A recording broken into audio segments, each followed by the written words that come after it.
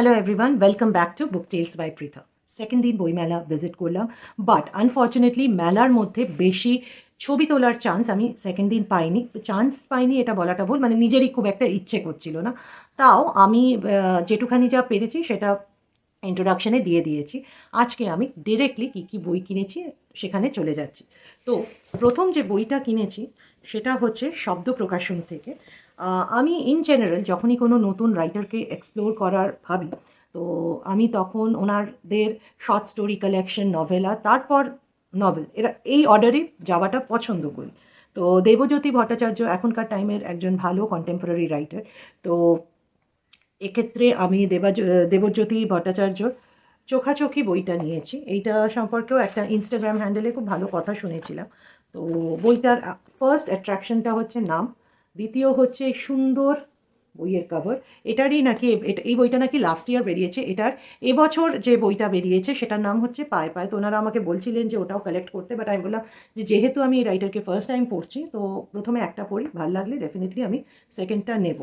তো এই বইটা কালেক্ট করেছি শব্দ প্রকাশন থেকে। এই বইটার প্রিন্টেড প্রাইস হচ্ছে 275 রুপিস, আফটার ডিসকাউন্ট এটা নিয়েছে 245। তো এই বইটা তোমাদের কারোর কি পড়া আছে, বা দেবজ্যোতি ভট্টাচার্যর অন্য কোন লেখা তোমাদের পছন্দ হয়েছে কমেন্টসে প্লিজ জানাবে। এনার লেখা আমি এবছর থেকে পড়া শুরু করব। আচ্ছা, সেকেন্ড যে বইগুলো দেখাবো এইগুলোর মধ্যে প্রথমটা হচ্ছে, এটা নিয়ে আমি মনে হয় আগের একটা ভিডিওতে বলেছিলাম। এটা সুরবেগ বিশ্বাস আর রাহুল রায়ের লেখা একটি নন ফিকশন বই, পরিবেশে খুন খারাপি। এটা মান্দাস থেকে আমি কালেক্ট করেছি।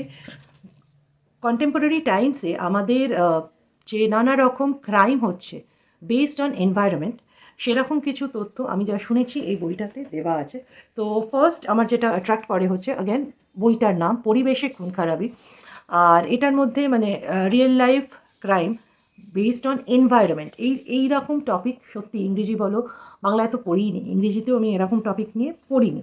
তো তাই জন্য আমার এটার ইন্টারেস্ট ছিল। তো আর যেহেতু এটা কন্টেম্পোরারি টাইমসের ওপর রিয়েল লাইফ ইনসিডেন্ট, তাই যদি বইটা আমি অনেক দিনই টার্গেট করে রেখেছিলাম।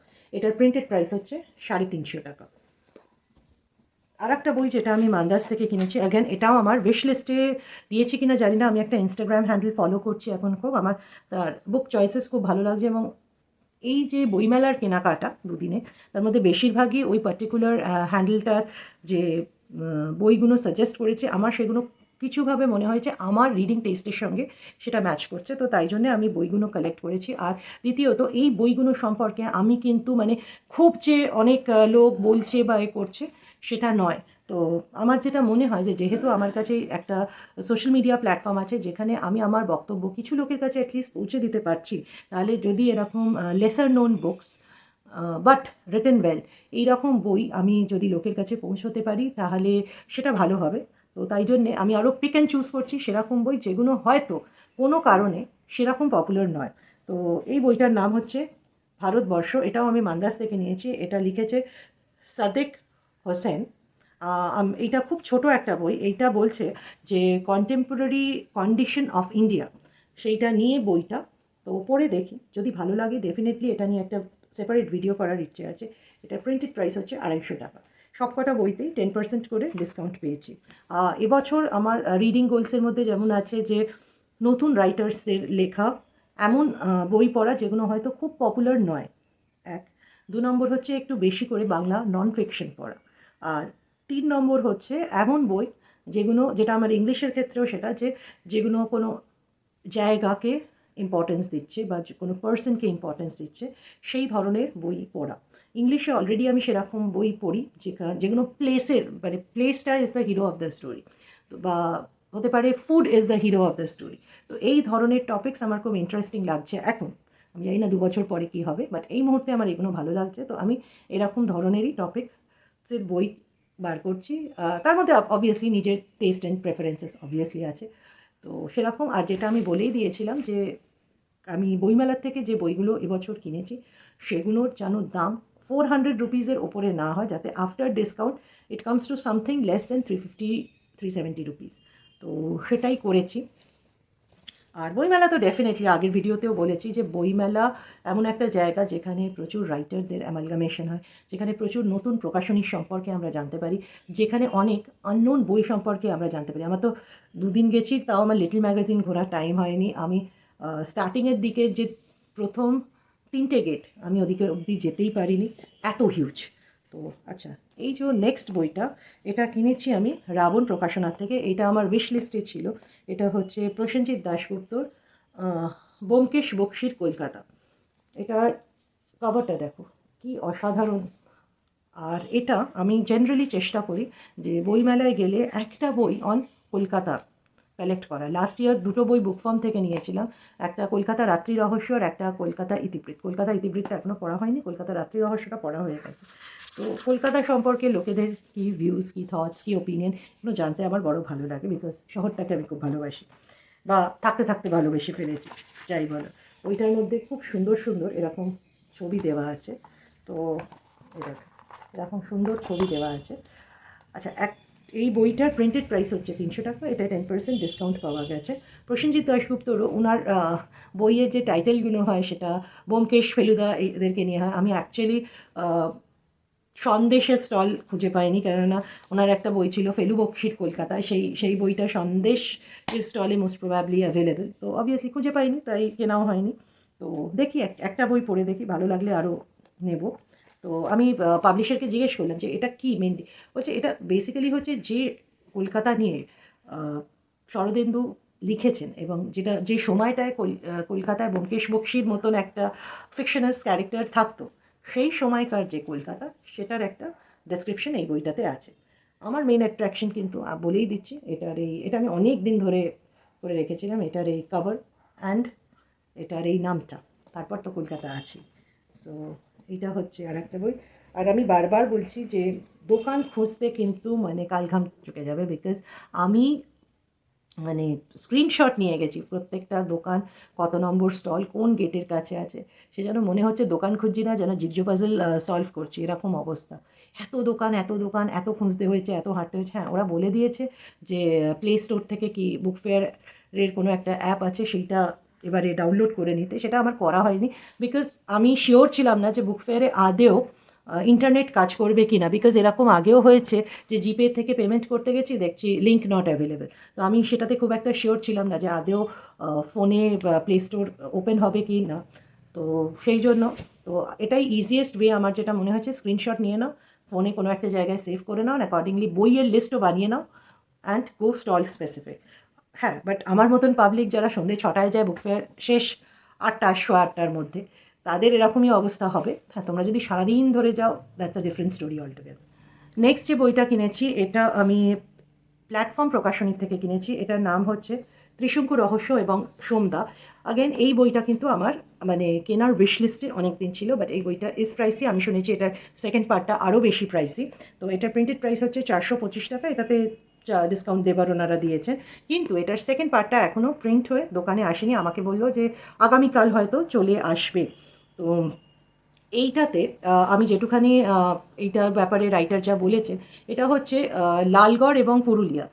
যখন একটা সরকার থেকে আর একটা সরকার চেঞ্জ যেটা হলো, সেই সময় মানে এই 2008 থেকে 11 এই সময় পুরুলিয়া, লালগড় এই জায়গাগুলো হেডলাইন্সে ছিল, খবরের কাগজের শিরোনামে ছিল।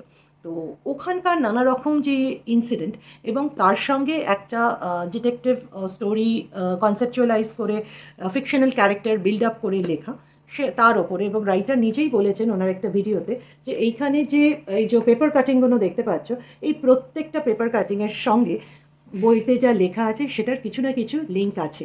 তো যেহেতু নতুন রাইটার, তো আমি ডেফিনেটলি এনার আগে একটু পড়ে দেখতে চাই, যদি ভালো লাগে তাহলে সেকেন্ড বইটা কিনবো। আমি এটা যিনি বিক্রি করছিলেন তাকেও বলে এসছি এই একই কথা, যে যদি ভালো লাগে ডেফিনেটলি আমি সেকেন্ড পার্টটা কিনবো, বিকজ এইটার মধ্যে যে পলিটিক্যাল সিনারিওর মধ্যে দিয়ে একটা ডিটেকটিভ স্টোরি বিল্ড আপ করা, এটা আমার বেশ ইন্টারেস্টিং লেগেছে। আর পলিটিক্যাল সিনারিওটা কি না আমার নিজের স্টেটের, তো সেই জন্যে আমি আরও এটা পড়ে দেখতে চাই। তো দেখি কেমন লাগে। আর একটা কথা বলতে চাইবো যে সবাই তো বলে যে আনন্দ প্রকাশনীর দাম বেশি, আনন্দ পাবলিকেশনের দাম বেশি, সরি। তো আমি এটা বলবো যে অনেকেই এটার নাম দিয়ে দিয়েছে আনন্দ জুয়েলার্স, কিন্তু এখন আমি দেখছি যে যারা নতুন প্রকাশনীরা আসছে, তাদের পেজ কোয়ালিটি, তাদের বাইন্ডিং কোয়ালিটি বা তাদের যদি হার্ড বাউন্ড বই হয় তাদেরও কিন্তু দাম ভালো রকম। যা বুঝতে পারছি সব কিছুরই যেমন দাম বাড়ছে, বইয়েরও দাম বাড়ছে। তো কোনো পার্টিকুলার স্টলকে মানে সেখানে আমরা আমরা ডিফাইন, আমাদের এটা ভুল যে আমরা তাকে বলছি যে ওনাদেরই দাম বেশি। যদি দাম বেশি হয় সেটার কিছু না কিছু কারণ হতেই হবে।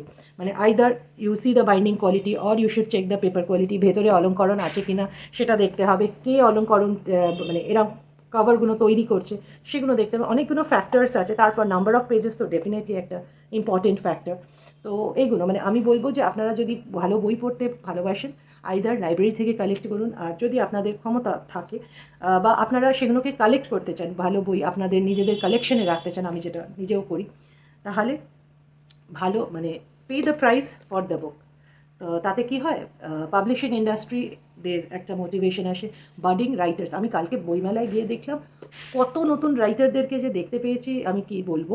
ইভেন আমি দেখছিলাম যে আমরা যেমন ছোটোবেলায় যখন ময়দানের বইমেলায় যেতাম তখন দেখতাম যে সই করানোর জন্য লাইন হয়ে যেত। তো এটা আমি কালকে শায়ক আমানের মানে পত্রভারতীর বাইরে দেখলাম, শায়ক আমান ছিলেন, ওনাকে ঘিরে যত কলেজ স্টুডেন্টসরা ঘিরে ছিলেন, ভেতরে অভিক সরকার ছিলেন, ওনারও লাইন ছিল। তারপর প্রচেত গুপ্ত, উনিও খুব নাম করা একজন কন্টেম্পোরারি রাইটার এবং জার্নালিস্ট, ওনাকে ডেকে লোকে সাইন নিচ্ছে। তো এই জিনিসগুলো মানে এগুলো আমার মনে হচ্ছে কোভিডের পর থেকে আবার বই পড়া বেড়েছে।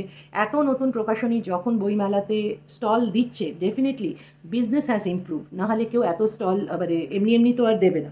তো সেরকমই অ্যাজ রিডার আমাদেরও দরকার এনাদেরকে সাপোর্ট করা।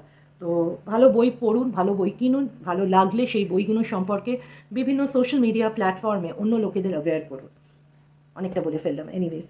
আচ্ছা, নেক্সট যে বইগুলো দেখাবো এগুলো আমি পত্রভারতী থেকে কিনেছি। পত্রভারতী থেকে সবসময়ই আমার এন্ডলেস লিস্ট থাকে, এটা কিনবো এটা কিনবো এটা কিনবো, বাট সেগুলো ভেবে দেখেছি ডিসকাউন্টের সময় কেনাটা বেটার, কেননা দামটা নাহলে অতটা গায়ে লাগে না। তো অবভিয়াসলি ইন্দ্রনীল সান্যালের নতুন বই বেরিয়েছে ইঁদুর কল, এটা তো আমার কেনারই ছিল।